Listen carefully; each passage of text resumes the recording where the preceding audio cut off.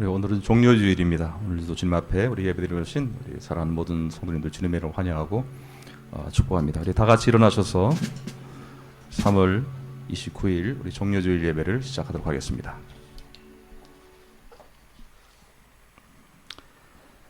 여호와의 인자하심과 인생에 행하신 기적으로 말미암아 그를 찬송할지로다. 그가 사모하는 영혼에게 만족을 주시며 줄인 영혼에게 좋은 것으로 채워 주심이로다. 아멘.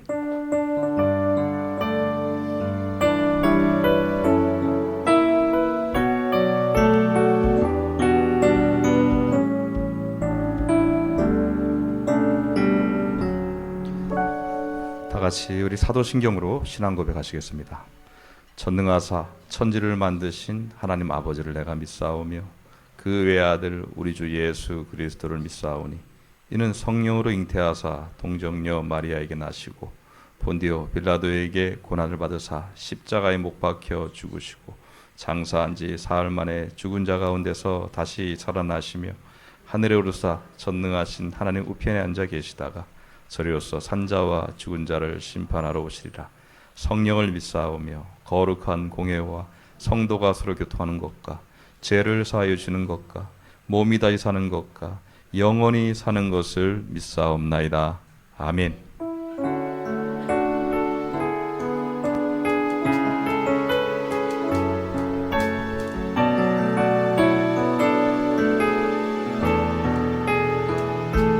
우리 보좌 앞에 모였네. 함께 주를 찬양하며 하나님의 사랑 그 아들 주셨네. 그의 피로 우린 구원받았네. 십자가에서 쏟으신 그 사랑 강같이 온 땅에 흘러 각 나라와 족속 백성 만원에서 구원받고 주 경배 내리네. 구원하신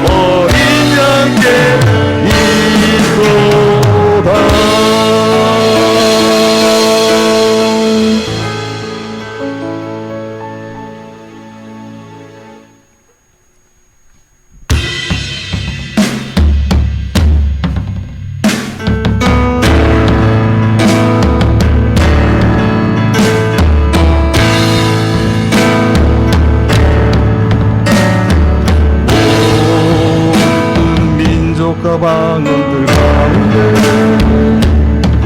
수많은 주 백성 모였네.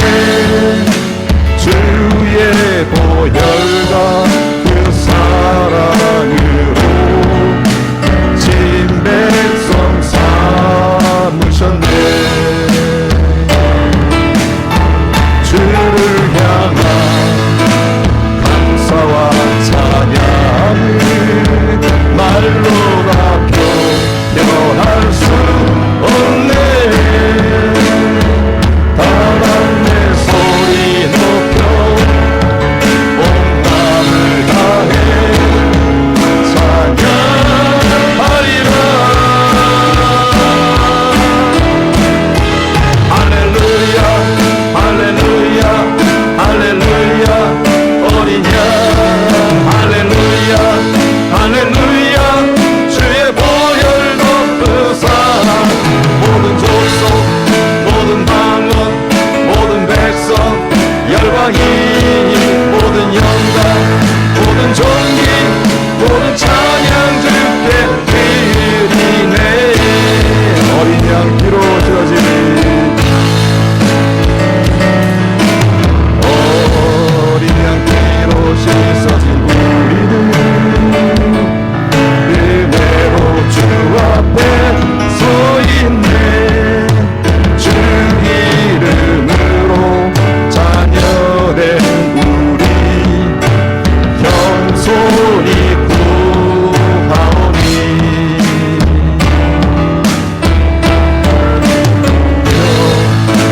우리에게 베푸사 주를 더욱 함께 하소서. 땅때의 모든 나라 주 영광 보여 영배하리라. 할렐루야 할렐루야 할렐루야 어린 양 할렐루야 할렐루야 주의 보혈 덮으사 모든 족속 모든 방언 모든 백성 열방이 모든 영광 모든 존귀 모든 찬양 주께 할렐루야 할렐루야 할렐루야 할렐루야 어린 양 할렐루야 할렐루야 주의 보혈 덮으사 모든 족속 모든 방언 모든 백성 열방이 모든 영광 모든 존귀 모든 찬양 주께 다시 한번 할렐루야를 힘차게 찬양드리며 나갑니다.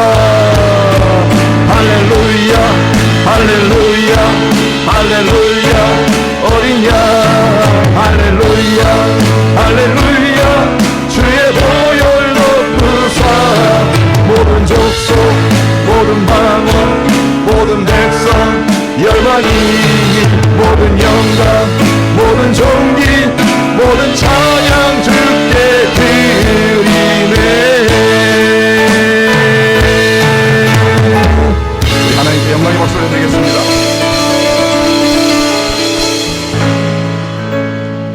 다 같이 자리에 앉으셔서 계속 찬양 드리겠습니다.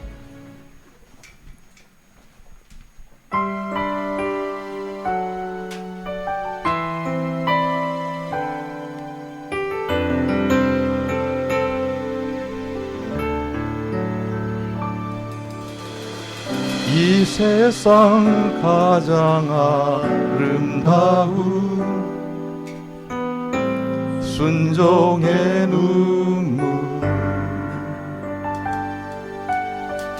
온 세상 다시 빛나게 한 생명의 눈물 그가 이 땅에 오신 이유 죽어야 살게 되고 져야만 승리하는 놀랍고 신비 지으신 그대로 회복시킨 우리의 창조주 그리스도 십자가의 길로 아버지 뜻 이루셨네. 그가 이 땅에 오신 이유 이제 우리에게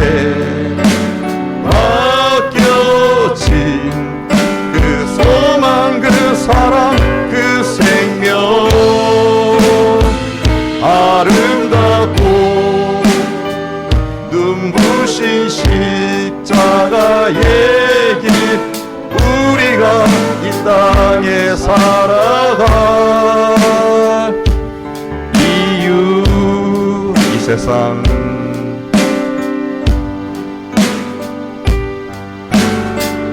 이 세상 가장 아름다운 순종의 눈물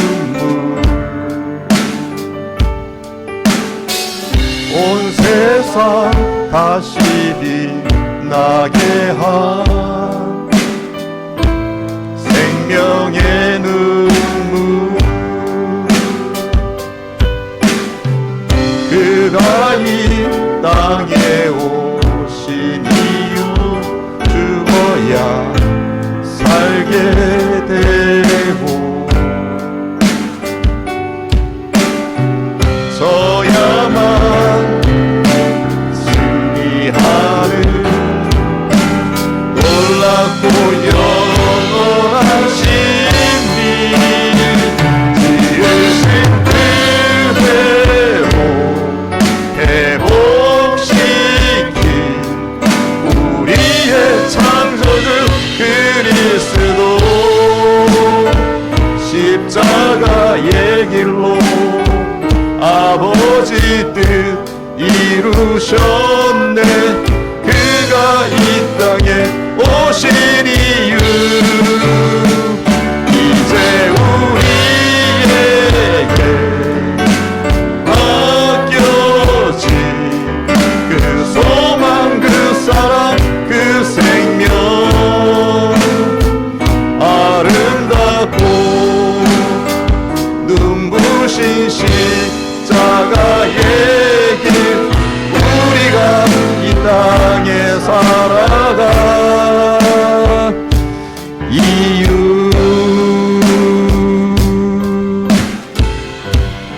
이 시간에 같이 우리 기도할 때 하나님 우리의 종료주의를 맞이하며 주님의 그 순종과 그 고난을 묵상하기를 원합니다.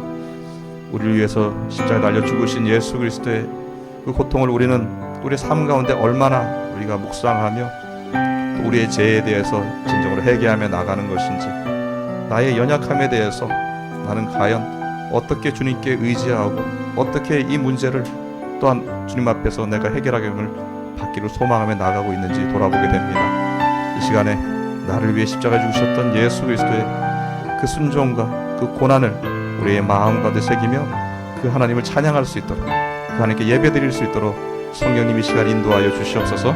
우리 같이 기도하며 나갑니다. 기도하시겠습니다. 하나님 아버지 지금도 주님 앞에 아버지 간절히 원합니다. 주님 연약한 나의 연약한 모습을 돌아보게 하시고 주여 나를 부르신 주님 앞에 내가 아버지 하나님 부족하지만 제 많은 죄인이지만 그러나 하나님의 긍휼을 자비하심을 구하며 이 시간도 주님 앞에 예배드리기를 간절히 원하오니 주여 성령이 이 시간에 내 마음 열어주시고 내 심령 가운데 기름 부으시고 붙들어주시고 하나님 아버지 온전히 주님 앞에 예배드릴 수 있도록 주님 아버지 하나님을 경배하며 주님만을 높일 수 있도록 성령이 이 시간에 주관하시고 아버지 감동하여 주시기를 간절히 원합니다. 세상의 여러 가지 많은 생각들 여러 가지 복잡한 일들 아버지 내 삶 속에 나타나는 수많은 아버지 미혹과 어려운 가운데서도 흔들리지 않게 하시고 아버지 무너지지 않게 하시고 포기하지 않게 하여 주시고 주여 살아계신 하나님 주님을 아버지 예배하며 주님을 찬양할 수 있도록 주여 은혜 내려 주시옵소서.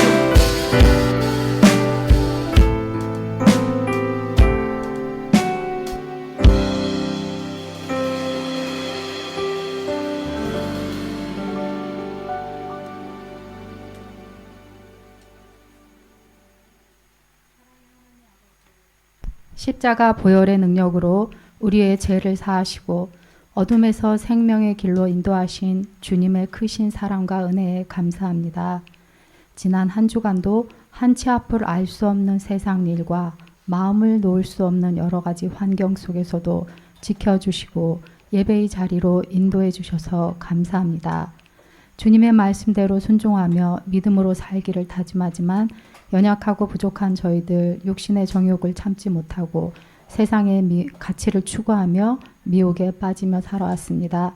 주님 저희들을 용서하여 주시옵소서.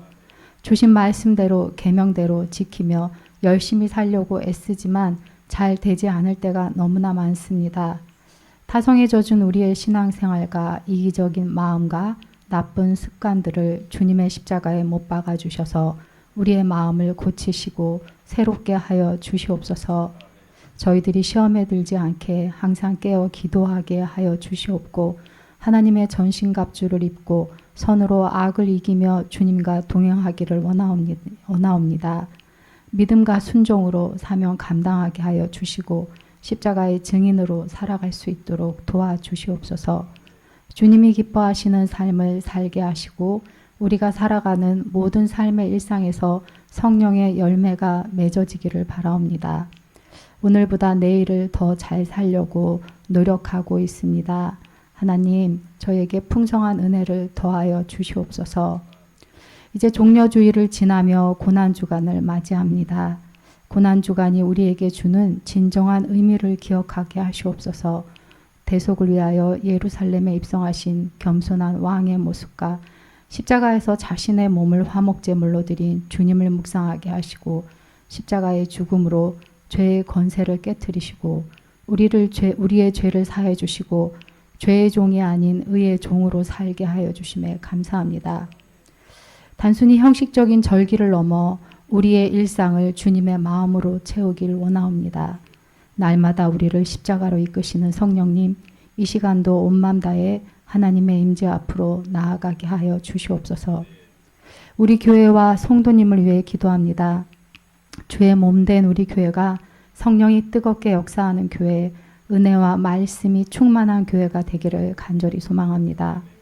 악한 마귀가 우는 사자같이 두루 삼킬 자를 찾고 있는 이 세상에서 저희들이 시험에 들지 않게 하여 주시고 세상에 빛이 되는 교회가 될 수 있도록 눈동자와 같이 지켜주시옵소서. 서로 사랑하고 섬기며 건강한 공동체로 세워주시옵소서.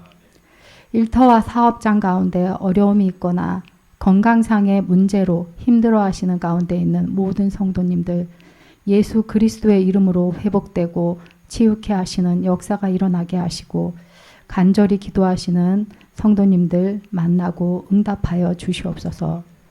또한 마음과는 다르게 말씀과 기도 앞에 잘 나아가지 못하는 성도님들, 특별히 성령님의 인도하심과 은혜와 믿음의 동역자를 만나게 하여 주시어 믿음이 단단해지고 성장하게 하여 주시옵소서. 모든 성도들이 서로 중보하며 협력하여 함께 세워나가는 믿음의 공동체가 되게 하여 주시옵소서.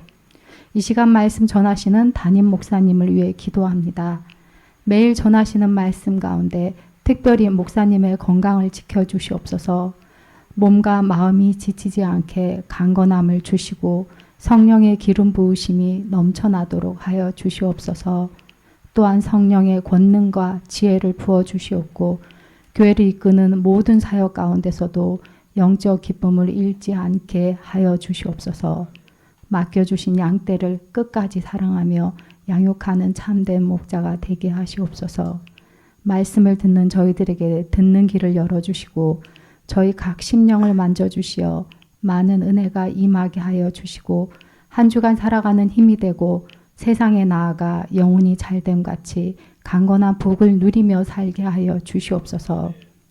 오늘도 주님의 말씀을 통해 십자가의 고난을 깨닫게 하시고 우리의 삶을 하나님께 온전히 드리는 결단이 있게 하시옵소서.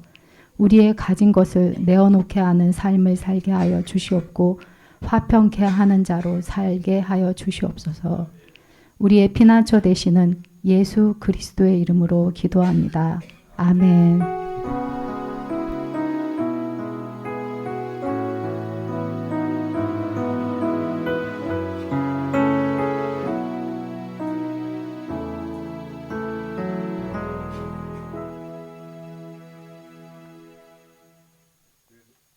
교회 소식 전해드리도록 하겠습니다.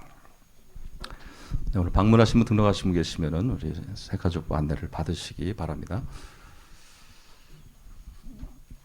오늘 우리 종료주일을 우리 지키고 있습니다. 그리고 고난 주간이 시작이 됩니다.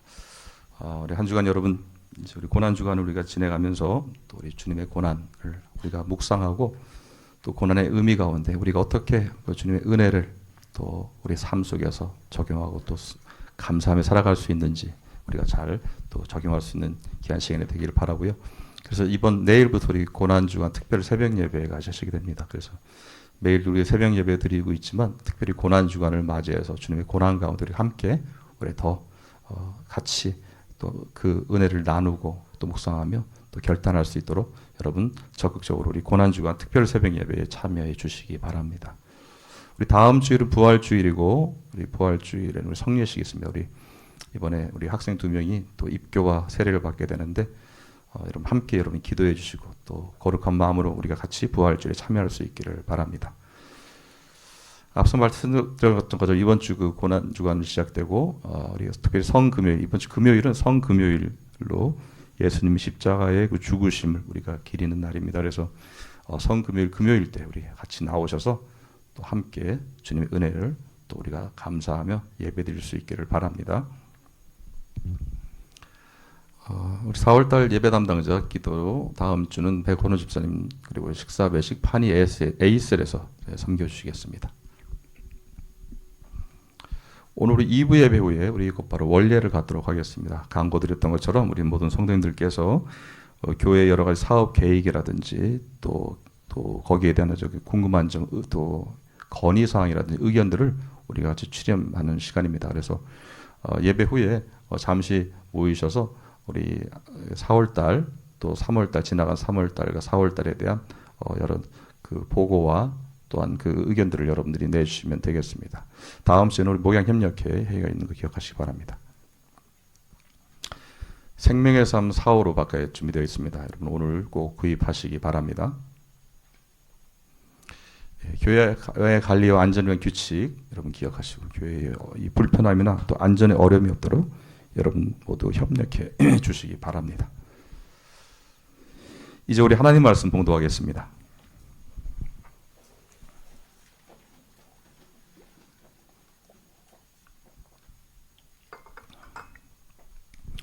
오늘 하나님께서 우리에게 주신 말씀 마태복음 26장 47절에서 56절까지 말씀입니다.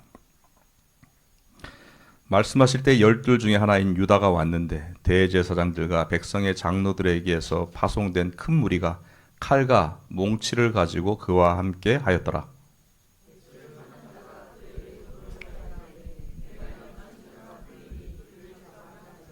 곧 예수께 나와 랍비여 안녕하시옵니까 하고 입을 맞추니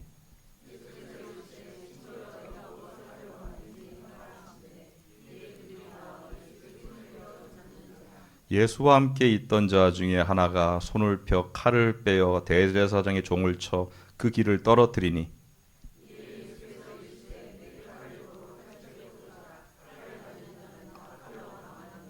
너는 내가 내 아버지께 구하여 지금 12군단 더 되는 천사를 보내시게 할 수 없는 줄로 아느냐?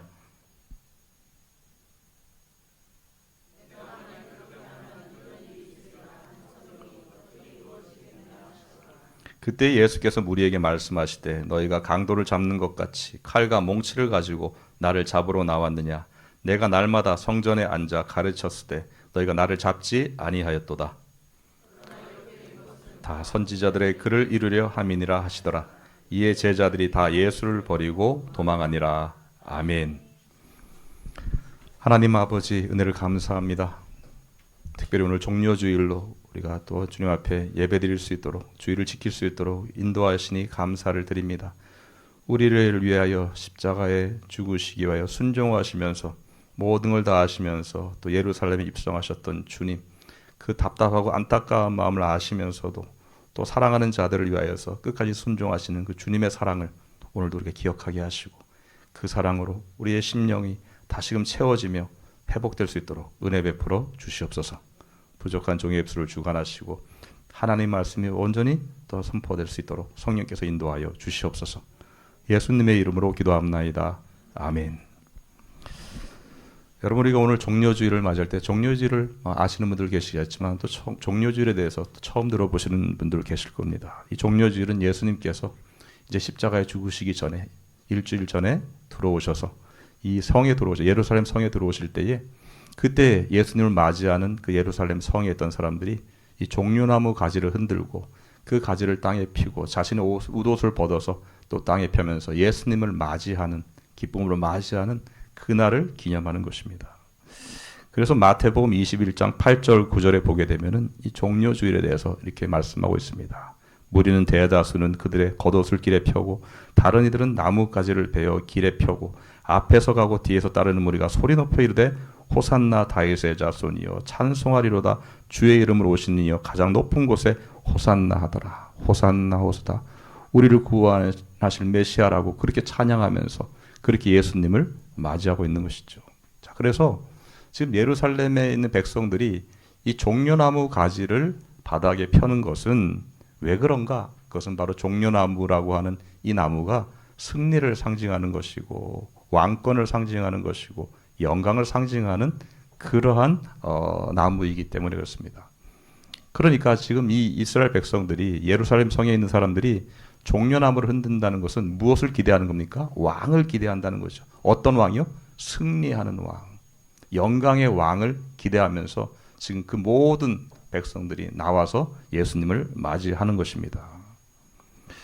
그런데 우리가 오늘 예수님께서 이 예루살렘에 들어오셔서 어떻게 예수님께서 행하셨는가? 예루살렘의 그 행적을 우리가 그 예수님의 행적을 보게 되면은 이렇게 되어 있습니다. 우리 그림을 보게 되면은 거기에 1, 2, 3, 4 숫자로 이렇게 나와 있는 것처럼 예루살렘에서 예수님께서 예루살렘 들어오시고 그리고 이제 잡히시고 죽으실 때까지 어떤 행적을 보이셨는지를 간단하게 정리가 되어 있습니다. 그래서 베다니에서 시작을 해서 첫째 날 예루살렘 성에 들어오시고 그리고 성전에 들어가십니다. 자, 성전에 들어가신 다음에 성전을 둘러보신 다음에 다시 나가시고 베다니로 돌아가십니다. 이튿날 다시금 예수님께서 예루살렘 성전에 들어가십니다. 그리고 그 예루살렘 성전에 들어가셔서 거기에서 이 매매하는 사람들, 장사하는 사람들, 돈을 환전하거나 또 재물을 파는 자들의 그 상을 다 엎으시고 그들을 내쫓으시죠. 그리고 내 집은 만민이 기도하는 집이라고 예수님께서 말씀하십니다. 그리고 다시 나오시고 그 다음에 3일째는 가서 그들과 논쟁을 합니다. 그 안에 있는 이 바리새인들, 장로들과 논쟁을 하는 것이죠. 그것이 예수님께서 행하신 것입니다. 그리고 나서 4일째는 이제 계시고 5일째 최후의 만찬, 우리가 아는 것처럼 예수님께서 제자들과 함께 떡을 떼고 잔을 나누면서 최후의 만찬을 나누시고 제자들의 발을 씻겨주시는 것이 5일째입니다. 그것이 다 끝난 다음에 저녁에 예수님께서는 겟세마네 동산으로 올라가십니다. 그리고 그곳에서 기도하시다가 새벽에 이제 예수님께서 붙잡히시는 장면이 나오죠. 오늘 본문은 바로 예수님께서 이제 그 6째 되는 날 기도하시다가 새벽에 예수님께서 붙잡히시는 장면이 오늘 본문에 나와 있는 바로 그 장면입니다. 자, 여러분들께서 저 모습을 보시면은 예수님께서 예루살렘에 들어가셔서 5일, 6일 동안 이 행적을 보면은 예수님께서는 어떤 불법을 저지르거나 죄를 범하신 적이 없습니다. 예수님께서는 저 6일 동안 행하시면서 어떤 잘못도 저지르지 않으셨다는 것이죠. 만약에 예수님께서 어떤 죄를 범했다고 하면은 예수님께서 잡히실 만한 죄를 범했다고 하면 아마 첫째 날 예수님께서 이 예루살렘 성에 들어가시는 날부터 예수님은 붙잡히셔야 됐을 것이에요. 근데 예수님은 붙잡히지 않으시고 그곳에서 이제 6일 동안 계속 그곳에 지내시다가 잡히시게 됐다는 거죠. 자, 이 부분에 대해서 예수님께서는 뭐라고 말씀하시냐면 오늘 55절 말씀 보면은 이렇게 말씀합니다. 55절 보니까 같이 읽습니다. 본문 55절 시작. 그때 예수께서 무리에게 말씀하시되 너희가 강도를 잡는 것 같이 칼과 몽치를 가지고 나를 잡으러 나왔느냐. 내가 날마다 성전에 앉아 가르쳤을 때 너희가 나를 잡지 아니하였도다. 지금까지 예수님을 잡지도 않았어요. 왜? 죄를 지지 않았으니까. 죄를 범하지 않았으니까. 근데 갑자기 그들이 지금 예수님을 잡는 겁니다. 붙잡는 겁니다. 그것도 새벽에 아무도 모르게 불법으로 무력을 동원해서 예수님을 체포하고 있다는 것이죠. 원래 죄인을 만약에 어떤 죄인을 잡는다고 체포하려면은 저녁에 해가 졌을 때는 잡으면 안 됩니다. 해가 뜨고 그리고 이 죄인을 잡아야 되는데 이들은 캄캄한 새벽에 예수님을 불법으로 그렇게 체포하고 있다는 거죠. 또 예수님을 잡을 때 무력을 동원했다. 47절 말씀 보게 되면은 큰 무리가 예수님을 잡기 위해서 큰 무리가 칼과 몽치를 가지고 왔다 이렇게 말씀합니다. 여기에 칼과 몽치라고 하는 이 몽치는 무엇이냐면 아주 단단한 그런 짧고 단단한 몽둥이를 말합니다. 우리 왜 경찰들이 이렇게 가지고 다니는 그런 왜 그런 스틱 있지 않습니까? 그런 것 같은 그런 아주 단단한 몽둥이를 말하는 거죠. 자, 그러니까 지금 이들이 하는 그 행위들, 예수님을 잡으러 온 자들, 또 예수님을 잡으러 오라고 시켰던 자들의 이 행위를 보면은 이들은 불법을 행하고 불의한 일을 행하고 있는 것이죠. 그러니까 이러한 모습을 보고 있었던 베드로가 순간적으로 분노했습니다. 화가 났습니다. 도대체 상식적으로 일반적으로 일어날 수 없는 그런 일을 향하는 것에 대해서 베드로가 분노했습니다. 그래서 오늘 51절 말씀 보게 되면은 예수와 함께 있던 자 중에 하나가 손을 뼈 칼을 빼어 대제사장의 종을 쳐 그 길을 떨어뜨리니 이렇게 말씀합니다. 여기에 있는 예수와 함께 있던 자 중에 하나가 바로 베드로를 말씀한다고 그렇게 이제 요한복음에서 기록이 되어 있습니다. 자, 그러니까 지금 이 베드로가 급한 성격도 있지만 지금 이들이 하는 행태가 너무나 비겁하고 몰상식한 너무나 비열하고 저열한 행위들을 하고 있다는 것이죠. 대제사장이나 서기관들이나 장로들이 어떻게 하고 있습니까?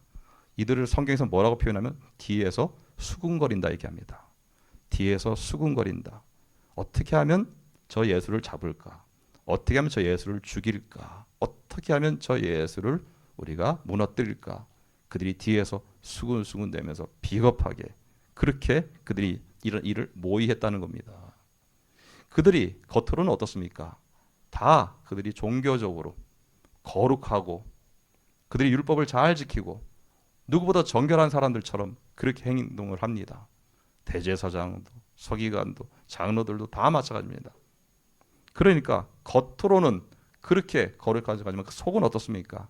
예, 그야말로 시기와 미움과 질투가 가졌다 이런 이중적인 모습. 그래서 정말 그들의 행위는 너무나 유치하기 짝이 없는 그러한 자들의 행태를 보면서 오늘 베드로는 대단히 그 부분에 대해서 분노를 하고 있는 것이죠. 여러분, 우리도 그런 사람들 있지 않습니까? 정말 너무 뻔뻔한 사람들, 거짓말을 밥 먹듯이 하면서 수많은 사람들을 피해를 입히고 누가 어떻게 되든지 자신이 그냥 그냥 던진 돌멩이 하나가 다른 사람들에게 어떤 아픔이 되고 슬픔이 되는지 전혀 상관없이 자기가 던지고 싶은 대로 던지는 이런 사람들, 당연히 화가 나죠. 당연히 분노가 나죠. 베드로도 그랬습니다. 그래서 칼을 뽑았습니다. 근데 예수님께서 뭐라고 말씀합니까? 그러한 그 베드로의 분노에 제동을 거시는 겁니다. 그리고 오늘 이렇게 말씀하십니다. 52절 말씀 같이 읽습니다. 시작. 이에 예수께서 이르시되 내 칼을 도로 칼집에 꽂으라. 칼을 가지는 자는 다 칼로 망하느니라. 베드로의 그 분노를 아시지만 왜 그가 그렇게 가격한 행동을 했는지를 왜 이렇게 위험한 행동을 했는지 아시지만 예수님께서는 멈추라고 말씀하십니다. 그들이 칼과 몽치로 대응한다고 해서 똑같이 칼로 대항해서는 안 된다는 것입니다. 그들이 아무리 악하게 행동한다고 해서 악으로 그렇게 거기에 대응해서는 안 된다는 것입니다. 그리고 예수님께서는 그들에 대해서 어떤 저항도 하지 않습니다. 그들의 불의한 행위에 대해서 침묵하고 계십니다. 대응하지를 않습니다. 무슨 말을 하든지 어떤 행동을 하든지 거기에 대해서 예수님께서는 아무 말씀도 하지 않고 계신다는 것이죠. 여러분, 이들은 분명히 불의를 행하고 있습니다. 불법을 행하고 있습니다. 그럼 왜 공의로우신 예수님께서 왜 거기에 대해서 말씀을 안 하시냐는 거예요. 당연히 그들이 잘못했으면 그 거룩하시고 공의로우신 예수님께서 분명히 잘못됐다고 얘기를 하고 거기에 대해서 지적을 해야 되는 거잖아요. 근데 거기에 대해서는 예수님께서는 아무 말씀도 하지 않습니다. 여러분, 예수님께서 이미 예루살렘 성에 들어가실 때에 지금 예수님을 환영하고 맞이하고 있는 그 많은 사람들, 겉옷을 벗어서 펴고 그 종려나무 펴면서 호산나 호산나 우리의 왕이시라고 환영했던 그 사람들이 곧 며칠만 있으면은 예수님을 향하여서 저주하고 조롱하고 침을 뱉고 십자가에 매달아 죽이라고 소리칠 자들이라는 것을 예수님은 다 아셨습니다. 이미 다 아셨습니다. 근데 예수님께서 그들을 향해서 아무 말씀도 하지 않으셨습니다. 당신들이 지금은 이렇게 환영하고 나를 맞이하는 것 같지만 곧 며칠 있다가 당신들은 나를 죽이라고, 나를 조롱하고 나에 대해서 그렇게 저주를 퍼부을 것이라고 그렇게 말씀하지 않으셨다는 것이죠. 왜 예수님께서 아무 말씀도 하지 않으셨을까요? 그들은 분명히 거짓되고 그들은 잘못되어 있는데도 왜 예수님께서 한마디도 거기에 대해서 그런 말씀에 대해서 이런 방구 대답도 안 하시고 반응을 안 보이셨는가? 여러분, 우리가 오늘 예수님의 침묵을 보면서 우리가 한 가지 생각해야 될 것은 무엇입니까? 우리가 말에 대해서 과연 얼마나 책임을 지고 있는가? 내가 한 말에 대해서 예수님도 침묵하셨는데 우리는 내가 하는 말에 대해서 얼마나 책임을 지고 내가 그 말을 하고 있는가? 그 말 한마디가 어떤 사람에게는 나는 아라고 했는데 어로 들릴 수도 있고, 나는 분명히 이렇게 얘기했는데 저 사람은 저렇게 얘기할 수 있는 그런 말들이 너무나 많은데, 나는 그 말을 하면서 과연 이 말의 파급이, 이 말에 대한 결과가 어떻게 나타날 것인지를 과연 생각을 해봤을까? 예수님도 하시고 싶은 말씀이 많았겠죠. 이것이 불법이고 어떤 잘못을 저지고 있는 하고 싶은 말씀이 많았겠지만, 그러나 예수님은 거기에 대해서 침묵하셨다는 거죠. 왜 그렇습니까? 오늘 본문 53절 54절 같이 읽습니다. 시작. 너는 내가 내 아버지께 구하여 지금 12군단 더 되는 천사를 보내시게 할 수 없는 줄로 아느냐? 내가 만일 그렇게 하면 이런 일이 있으리라 한 성경이 어떻게 이루어지겠느냐 하시더라. 예수님이 말씀을 하시지 않은 이유는, 침묵하신 이유는 무엇이냐면, 이러한 모든 상황들, 이런 모든 상황들이 이미 예언대로, 구약 성경의 예언대로 기록되어져 있기 때문에 예수님은 거기에 대해서 저항하거나 거기에 대해서 대항하지 않으신다는 거죠. 하시고 싶은 말씀이 왜 없으시겠어요? 그런데도 불구하고 구약 성경에 이미 이 메시아에 대한 예언에 이런 모든 상황이 예언이 되어져 있고, 예수님은 그 말씀이 예언대로 이루어지게 하기 위해서 아무 말씀도 하지 않으신다는 거죠. 즉 다시 말해서 하나님의 그 뜻을 이루기 위해서, 하나님의 섭리와 계획을 이루시기 위해서 끝까지 인내하시고 그리고 침묵하고 계신다는 것이죠. 이사야서 53장 7절 말씀은 메시아 예언에 대한 말씀 가운데 구약의 대표적인 말씀 구절 가운데 한 구절입니다. 같이 읽겠습니다. 시작. 그가 곤욕을 당하며 괴로울 때에도 그의 입을 열지 아니하였으며 마치 도수장으로 끌려가는 어린 양과 털 깎는 자 앞에서 잠잠한 양같이 그의 입을 열지 아니하였도다. 여러분, 예수님께서 지금 마치 저렇게 도살장에 끌려가는 어린 양과 같이 그런 심정이 되고 그런 모습이지만, 그러나 예수님께서는 아무 말씀도 하지 않으셨다는 거예요. 아무 말씀도 하지 않으셨다는 겁니다. 이것은 결국은 하나님께서 정하신 것이기 때문에 어떤 고난을 당해도, 어떤 일을 당해도 끝까지 입을 열지 않기로 그렇게 하나님이 정하시고 예언하셨기 때문에 예수님 거기에까지 순종하신다는 것이죠. 그냥 십자가의 순종으로 끝나는 것이 아니라 거기까지도 주님이 순종하신다는 것이죠. 그래서 아무 말씀도 하지 않으십니다. 여러분, 바리새인들, 대제사장 서기관들, 그들이 어떤 예수님에 대한 그 시기와 질투와 미움으로 예수님을 그렇게 못 박으려고 했던 그들, 여러분, 그들의 어떤 그런 모습을 주님은 보시면서도 끝까지 인내하시고 주의 뜻을 위해서 잠잠하셨다. 시편 22편 1절 2절을 보게 되면 이렇게 말씀하고 있습니다. 같이 읽습니다. 시작. 내 하나님이여, 내 하나님이여, 어찌 나를 버리셨나이까? 어찌 나를 멀리하여 돕지 아니하시오며 내 신음소리를 듣지 아니하시나이까? 내 하나님이여, 내가 낮에도 부르짖고 밤에도 잠잠하지 아니하오나 응답하지 아니하시나이다. 자, 여러분, 예수님께서는요, 이사야서 53장의 말씀과 같이 입을 열지 않으셨어요.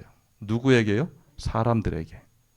자신을 핍박하고 자신을 때리고 자신을 조롱하는 자들에게는 예수님께서 말씀하지 않으셨어요. 그런데 예수님은 누구에게 말씀하셨습니까?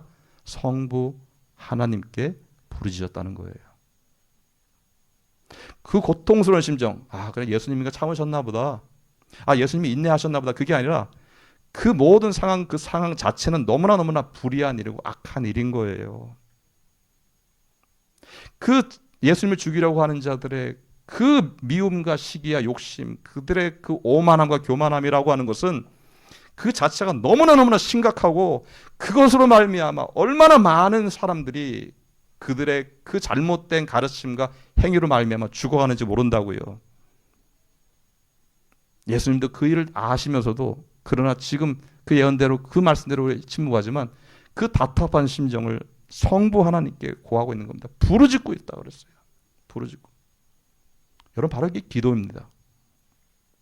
우리가 힘들고 어려운 일들이 많고 억울한 일들이 있고 답답한 일들이 있죠. 괴로운 일들이 있어요. 아마 여러분들이 삶을 살아가면서 정말 많은 그런 일들을 겪어봤을 거예요. 앞이 보이지 않는, 답이 없어 보이는 그런 절망적인 상태, 캄캄한 상태들, 해결할 수 있는 방법이 아무것도 없는 정말 절벽 앞에 서 있는 그런 심정들.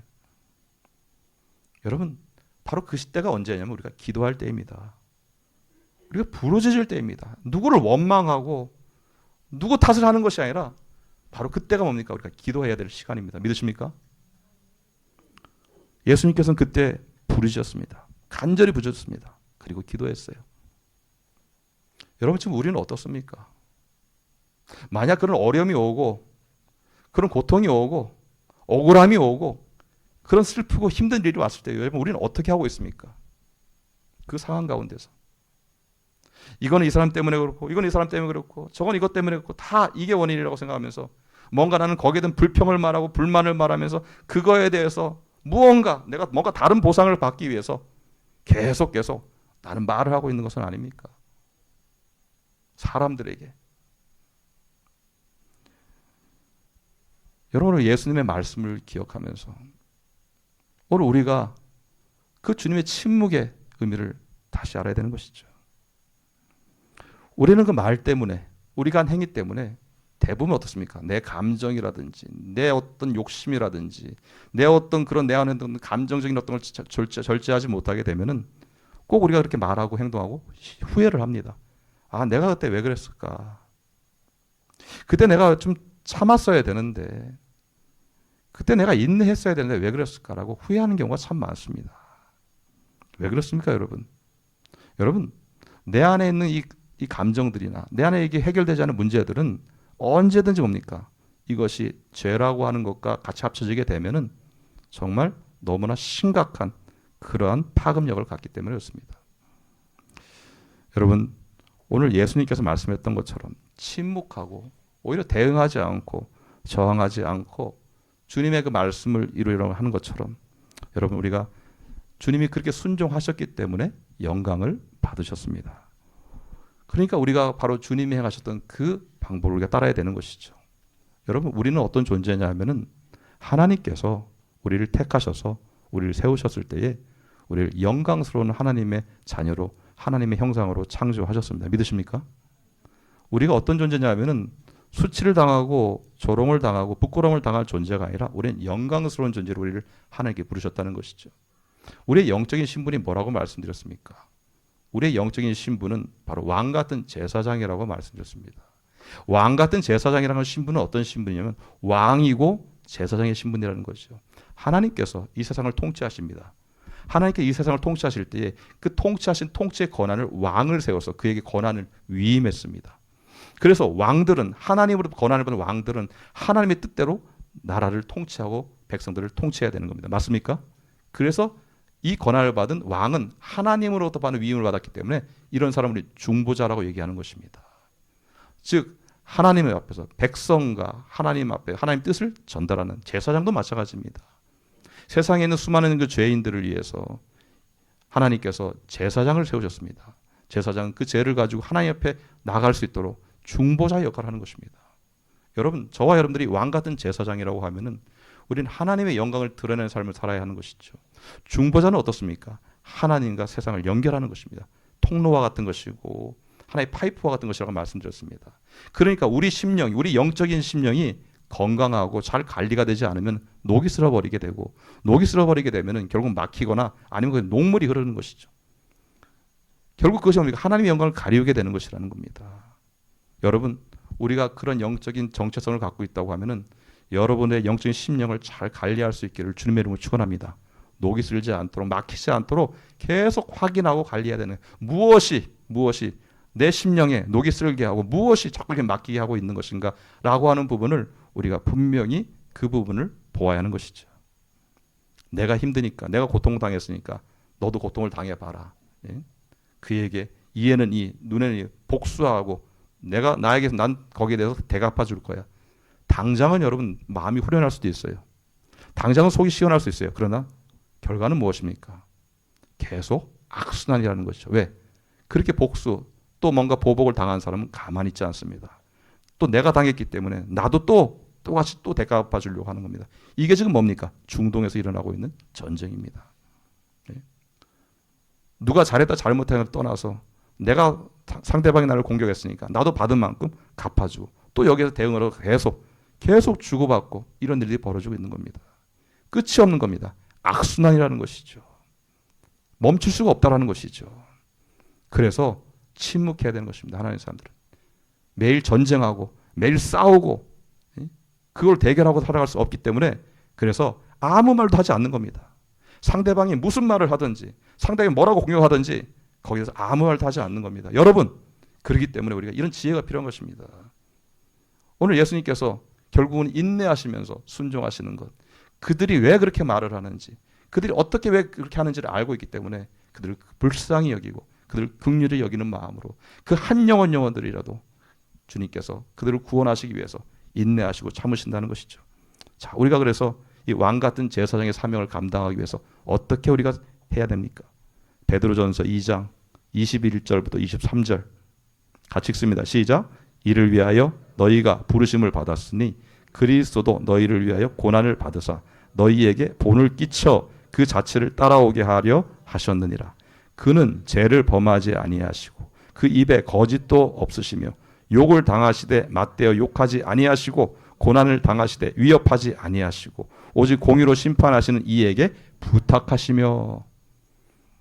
여러분 어떤 상황이 돼도 주님이 그러셨던 것처럼 주님께 하나님께 구하고 이 공의의 하나님께서 이 모든 문제를 해결해 달라고 주님께 부르짖고 주님께 맡길 수 있기를 주님의 이름으로 축원합니다. 내가 뭔가를 해결하려고 하다 보면 우리가 연약하기 때문에 또 실수하고 또 그것이 더 다른 문제를 야기하는 일들이 너무나 많은 것이죠.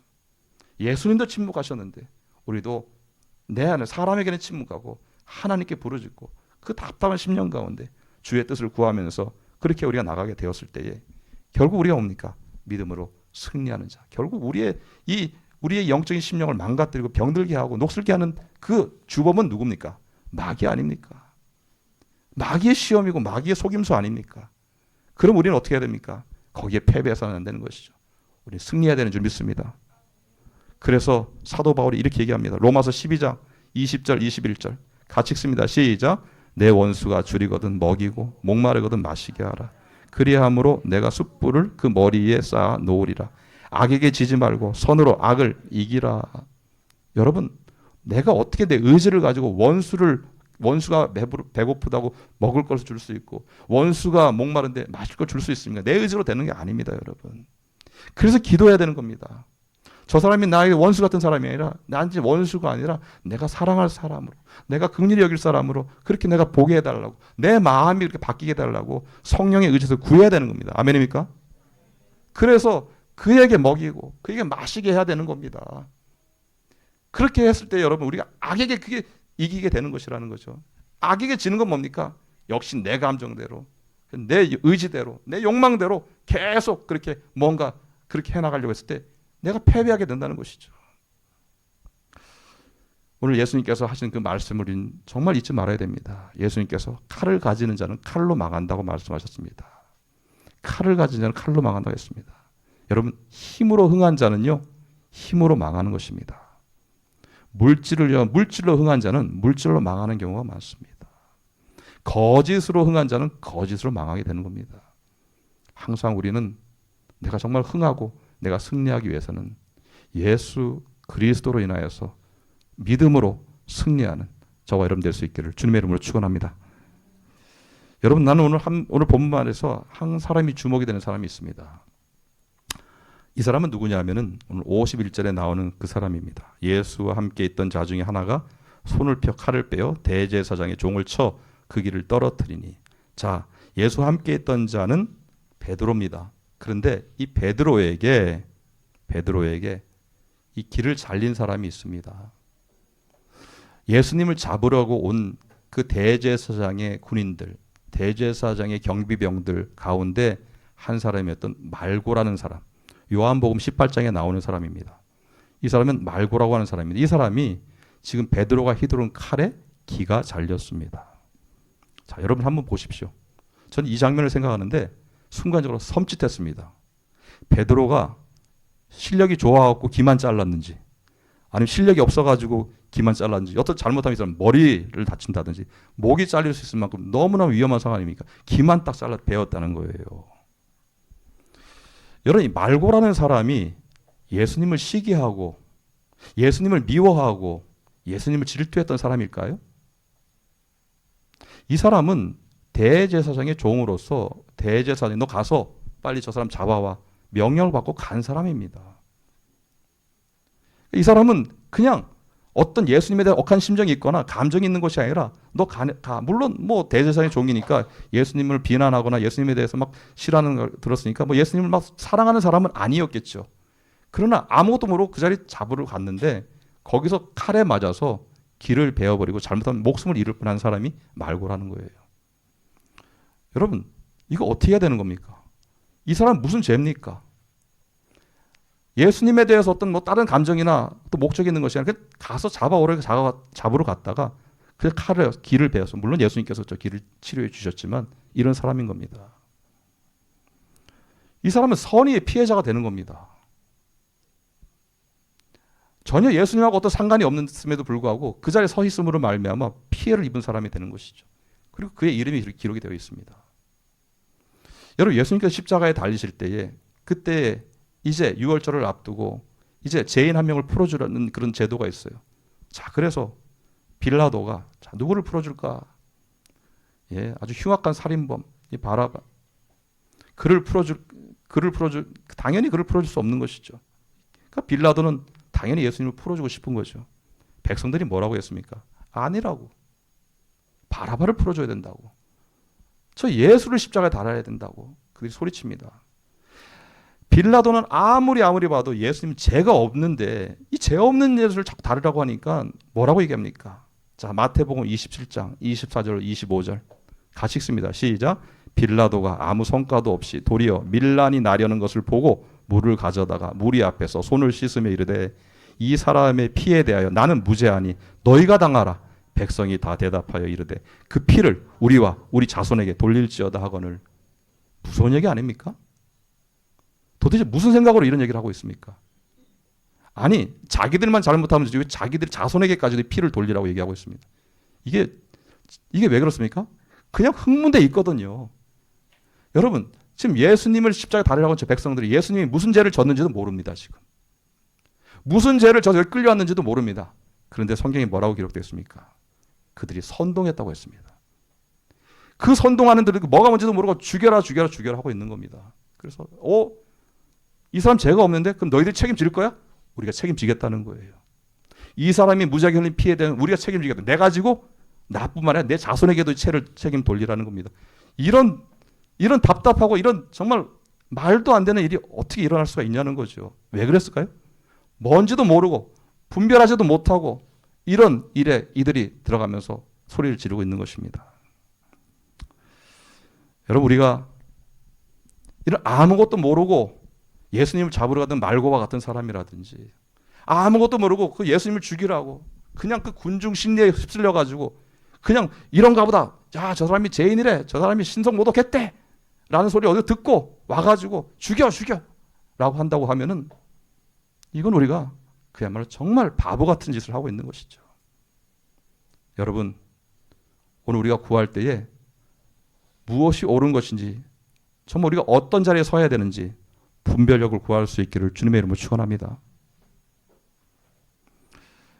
여러분, 이러한 어떤 상황들 조금 전에 말씀드렸다시피 우리가 중보자라고 하면은 우리가 정말 하나님과 세상 가운데 하여튼 연결 통로가 돼서 하나님 나라를 증거하고 복음을 증거하는 사람을 살아가려고 하면은 우리가 여러분 이런 분별력이 있어야 된다는 것이죠. 우리가 분별력이 떨어지게 되면은 그러면 통로가 막히는 겁니다. 녹이 쓸어 버리는 겁니다. 어떻게 우리가 이런 부분에 대해서 분별력을 가질 수 있을까요? 여러분, 이들은 뭡니까? 알지도 못하고 들은 거 가지고 와가지고 판단해 버리는 겁니다. 우리가 그런 미련한 군중들이 되거나 그런 그 말거와 같은 그냥 그 자리에 서서 안 되는 그 자리에 서서는 안 된다는 것을 기억해야 되는 거죠. 여러분 그렇기 때문에 우리가 어떻게 분별력을 키울 수 있을까? 자, 여러분 누군가 나에게 와서 이 부분을 여러분 잘 들으셔야 되는 거예요. 누군가 나에게 와서 어떤 제3자에 대해 얘기를 합니다. 저 사람이 이렇고 이렇고 이렇다 얘기를 하는 거예요. 그 왜 얘기를 할까요? 아, 뭔가 저 사람이 문제가 있는 거예요. 그러니까 저 사람이 저런 문제가 있기 때문에 저 문제를 바뀔 수 있도록, 개선될 수 있도록, 변화될 수 있도록 뭔가 고칠 수 있기를 바라는 마음으로 이 사람에게 저 3자에 대한 얘기를 하겠죠. 문제는 뭡니까? 그러면 내가 그것을 그 사람이 전해야 되는데 내가 이것을 직접 전하는 것보다 당사자에게 직접 전해서 그 사람이 문제가 있고 그 사람의 어떤 변화가 어떤 개선의 여지가 있는 것을 하려면 직접 얘기를 해야 되는 겁니다.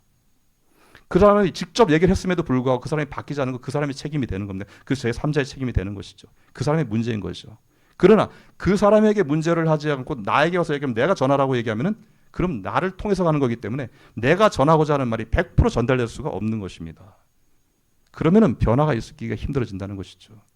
그때 여러분들 이렇게 말씀하셔야 됩니다. 아, 왜 저에게 그 말씀을 하신지 아시겠어요? 아, 저분이 문제가 있으니까 이런 것이 문제니까 그 문제를 변화할 수 있도록 고칠 수 있도록 하기 위한 원하는 것이라고 하면은 그러면 직접 그 상대에게 가서 대상자에게 가서 직접 말씀을 하십시오. 그리고 그분에게 대해서 말씀을 하십시오. 이렇게 전해야 되는 것입니다. 누구를 통해서 전할 수 있는 것은 전해질 수 있다는 보장이 없는 것입니다. 내가 누구의 말을 또한 듣고 이 사람이 이렇다 저렇다는 것은 그 사람의 생각이 내가 아는 것하고 다른 것입니다. 그걸 가지고 어떤 사람에 대한 편견이라든지 어떤 것에 잘못된 정보를 가지고 있게 되면은 그럼 나도 모르게 결국은 어떻게 되는 겁니까? 뭔가 그러한 잘못된 어떤 소문이라든지 정보로 인해서 흔들리게 되는 거고 또 뭔가 편견을 갖을 수밖에 상황들이 벌어지게 된다는 것이죠. 이게 여러분 우리 의사소통에 있어서 너무너무 기본적인 것에도 불구하고 이런 부분이 잘 되지 않으면은 많은 오해가 발생할 수밖에 없는 것이죠. 당사자에게 직접 어떤 문제를 갖고 말해야 되고 들어야 되고 거기서 해결이 돼야 된다는 것입니다. 여러분 우리가 이 공동체 안에서 주를 믿고 하나 된 그런 하나의 성도로서 함께 모여서 예배를 드리고 있습니다. 거기에는 여러 가지 다양한 의견들이 있을 수 있습니다. 당연히 그런 의견이 있을 수 있죠. 오늘 우리가 이 원례를 하는 것도 그런 의미입니다. 어떤 부분에 대해서 궁금한 점이라든지 여러 가지 의견들을 듣고 우리가 같은 자리에서 청취를 하고 그 부분에 대해서 우리가 뭔가 이렇게 추진할 수 있는 부분들 또 개선할 수 있는 부분들을 해결해 나가려고 하는 것은 이런 여러 가지 의견을 한 자리에서 이거를 갖다가 여러 자리에 들으면 또 그걸 취합하면 또 시간이 걸리고 또 그 말들이 또 다른 말들도 오해가 될 수 있겠죠. 한 자리에서 똑같은 자리에서 같이 듣고 거기에 듣고 그 부분에 대해서 문제가 있으면 해결해 나가는 것이고 또 우리가 발전시켜 나갔으면 발전시켜 나가야 되는 것이고 이러한 장이 열려야 된다는 것이죠.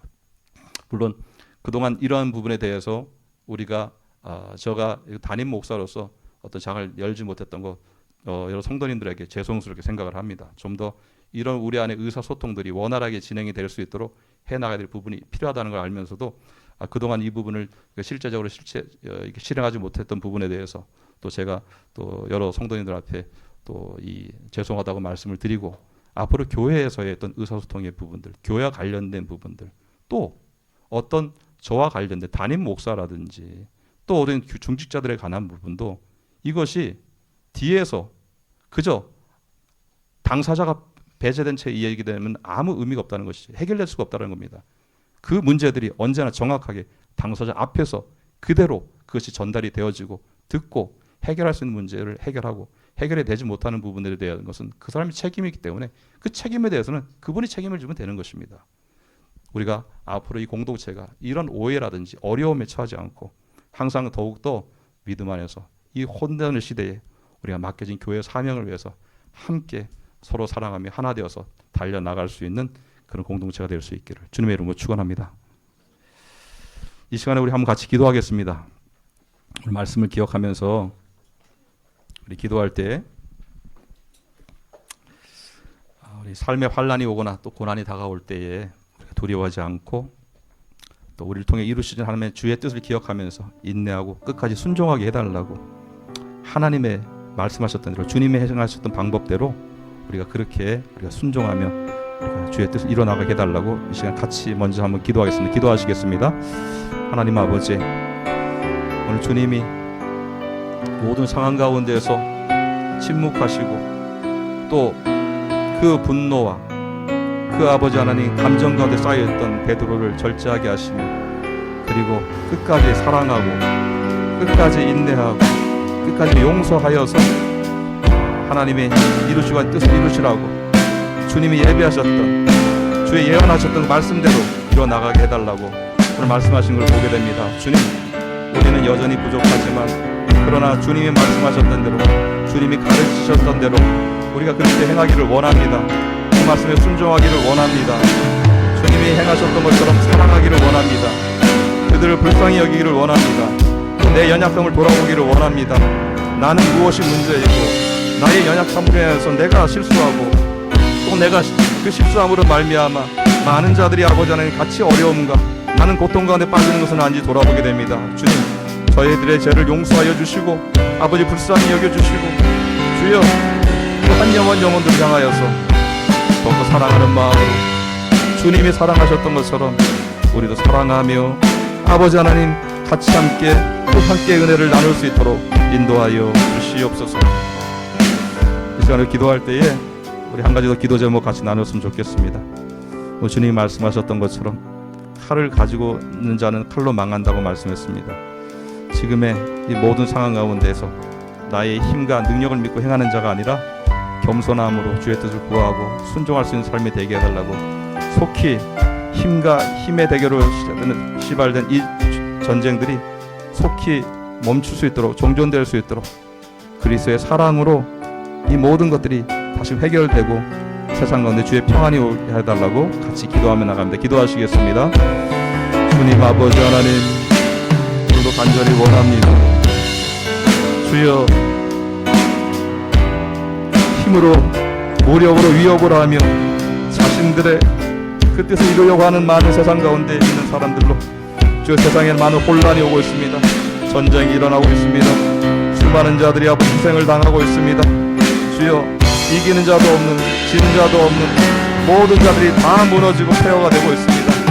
주여, 무책임하게 자신의 힘과 자신들과는 상관없는 일이라고 하며 이런 아버지 전쟁을 일으키는 자들의 그 교만한 마음들을 주님께서 아버지 만지시고 주여 돌이키게 하시고 회개하게 하시고 주님, 이 전쟁이 아버지 하나님 앞에서 온전히 아버지 멈출 수 있도록 주여 아버지 하나님, 저들이 복음으로 말미암아 그 사랑의 복음으로 주여 그것이 하나님 해결될 수 없음을 알고 서로를 이해하고 존중하며 함께 아버지 하나님 문제를 해결해 나갈 수 있도록 인도하여 주시옵소서. 수많은 자들이 아버지 고통 가운데 있습니다. 주님 불쌍히 여겨주시고 속히 아버지 하나님 이 전쟁의 포화를 멈춰주시고 주여 사랑으로 하나되게 하여 주시옵소서.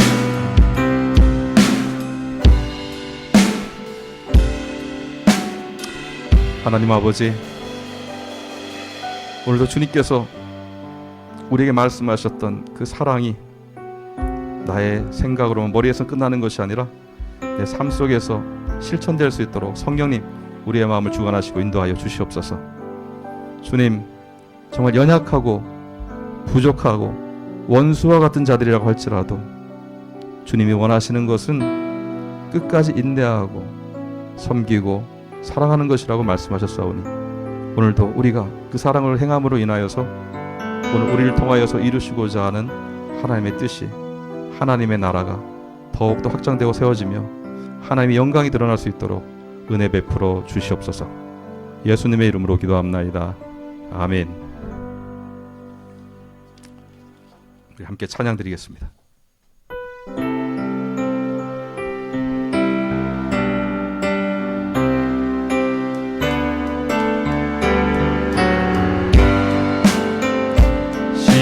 십자가를 질 수 있나 주가 물어보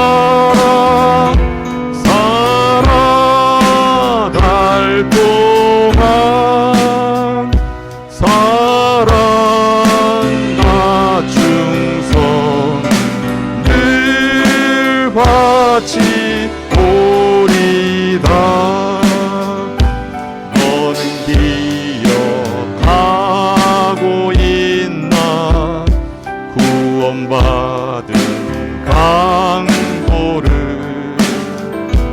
그가 해예하였을 때 낙원 허락 받았다. 우리의 심령 주의 것이니 주님의 형상 만드소서. 주 인도 따라 살아갈 동안 사랑과 충성 늘 바치오리. 우리 다 같이 일어나시겠습니다. 걱정 근심 어둠 그늘 너를 둘러 덮을 때 주께 내 영 맡기겠나. 최후 승리 믿으며 우리의 심령 주의 것이니 주님의 형상 만드소서. 주 인도 따라 살아갈 동안 사랑과 충성 늘 바. 이런 일 다 할 수 있나. 이런 일 다 할 수 있나. 주가 물어보실 때 용감한 자 바울처럼 선뜻 대답하리라.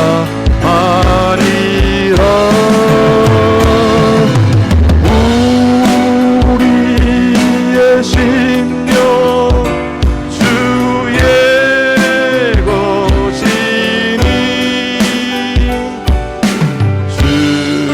주님의 형상 만드소서. 주 인도 따라 살아갈 동안 사랑과 충성 늘 바치오리다.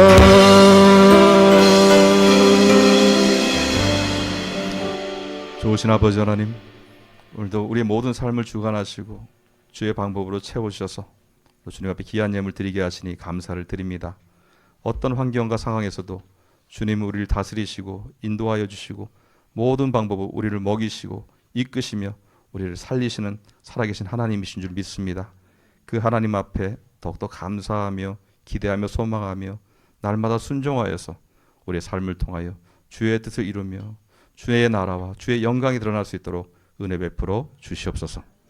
이제는 우리 주 예수 그리스도의 은혜와 하나님 아버지의 크신 사랑과 성령님의 인도하심이 보호하심과 감동하심과 그 역사하심이 오늘도 주 안에서 주님이 우리에게 말씀하셨던 것처럼 내가 힘이 아니라 칼이 아니라 능이 아니라 오직 순종하며 사랑하며 하나님의 뜻대로 우리가 인내하여서 주님이 원하시는 뜻을 이 세상 가운데 이뤄나가며 하나님의 영광을 위하여 살아가기로 다짐하는 사랑하는 모든 주의 백성들 머리 위에 이제로부터 영원토록 함께 하시기를 간절히 축원하옵나이다.